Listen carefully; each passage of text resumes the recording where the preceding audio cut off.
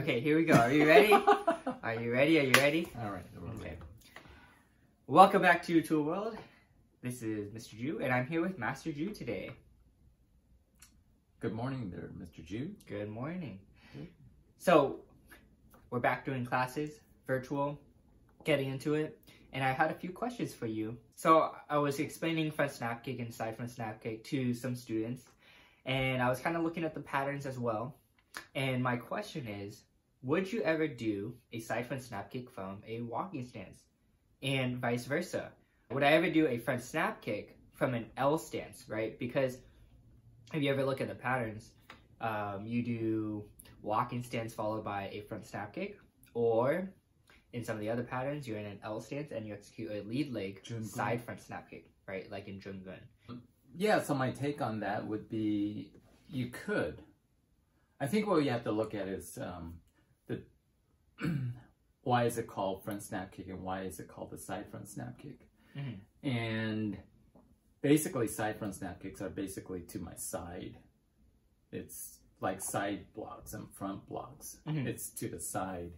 And so when we look at kicks, general kicks and overall, right? I think you can classify them into front, side, and back. So we don't actually have just a front kick or a side kick or a back kick. There's more detail to it. Yeah.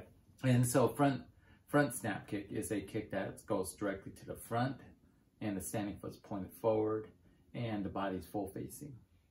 Whereas side front snap kick, the body is half facing. The standing foot is not pointed at their opponent. The finishing product is what defines the kick itself, I believe.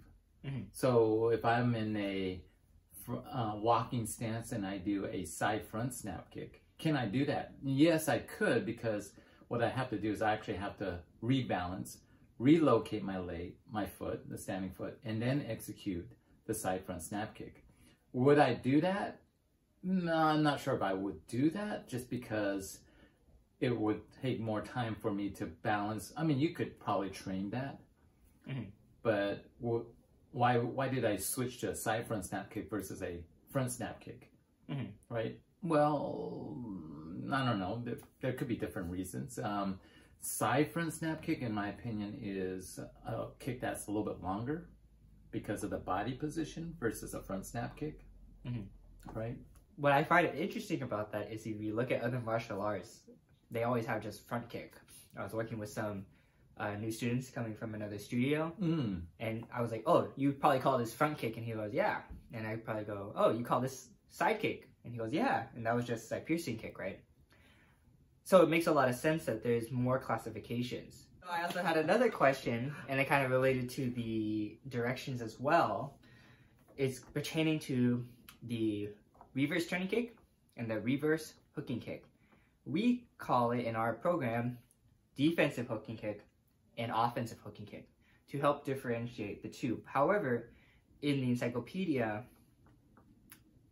there's no such thing as those. There's no such thing as a defensive hooking kick and an offensive hooking kick. And I always teach the students that the reverse would mean to spin.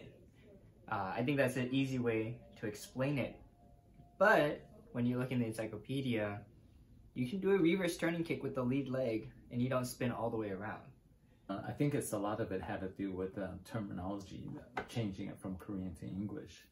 And when you look at the one thing about reverse turning kick is that the leg is straight when you execute the technique. And so normally you can execute it with the back leg or the front leg, but it's always done in basically in a very similar direction, right? So reverse turning kick with the rear leg, it spins towards your back, and then you can also do a reverse turning kick with the lead leg, which is kind of coming from the inside out towards your back. And the tacking tool is the back of the heel, right? But again, the leg is straight. When you talk about, well, let's just break it down to the offensive hook kick. We call it offensive hook kick because you also have a defense, which is slightly different in the way the technique is performed. So the reverse offensive hook kick or reverse hooking kick is very similar to the reverse turning kick. So you can do it with the rear leg where you spin around and then it hooks. So it kind of has, I think the main thing, the way you can define the two is that reverse turning kick, the leg comes straight up and it just kind of spins around like a I don't know, a whip or something, right? A chain and ball. Yeah. Where a reverse offensive hook kick, the knee would kind of come up, bent, and then it would spin and then it would hook it. But it's this movement that really defines that kick. It's that hooking type of technique. Right. So we don't want to do a reverse turning kick and then hook it, because then it looks like a reverse offensive hook kick, right? So that has to be straight. And so the tacks or what you're hitting is also going to be different, right? You don't do a reverse hooking kick to like the body. You would do a reverse turning kick. Right. But if you wanted to hook like the back of the head, you would do a reverse hooking kick. And you can also do that reverse offensive hook kick with the lead leg. It's the same thing. You bring that leg up, the knee comes up, and then it straightens out and then hooks around it. Can you do it with the rear leg, kind of like how you might do a side piercing kick with the rear leg? And I think that's possible because you're relatively close to your opponent, but you have enough room where you can bring that rear leg up, cutting across, and then extending it and then hooking it. You can't do that with a reverse turning kick though, because unless that person's really far away. But if he's that far away, you probably won't reach him with the reverse turning kick anyway. So that's really not possible, right?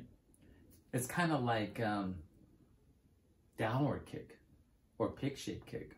If you're in close, you can't do a pig-shaped kick because it's person's right in front of you. You can't just lift it up and then go straight down unless he's retreating. Yeah. So you have to do a downward kick where it kind of comes from the inside out and then down, kind of this arc shape, right? Yeah. But that's a different story as well, because pig-shaped kick is usually done with like two opponents, where it goes in between the opponent and then comes down on the second opponent. Right. So I think a large part of it is that definition. You know, we could talk about defensive hook kick. I mean, we tend to do that just because it just seems more clear, as opposed to saying hooking kick, hook kick. Well, which one is it? Yeah. You're also right about these definitions, because it's kind of like your fist, right? If you ask someone to show me a fist, what are they going to show you? But in Taekwondo, we have different fists. We have four fists, side fist, back fist, four knuckle fist, middle knuckle fist, under fist, long fist, open fist, right? Yeah. So we have these different, so you have to be a little bit more specific. And that's also true with like kicks. I don't just have a side kick, because we can do side checking kick, right? We can do side thrusting kick. We can do side piercing kick.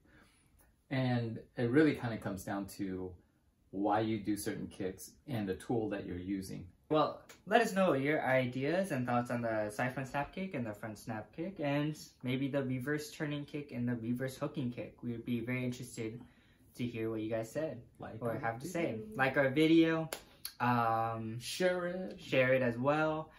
But thank you so much for jumping into this week of Tul World.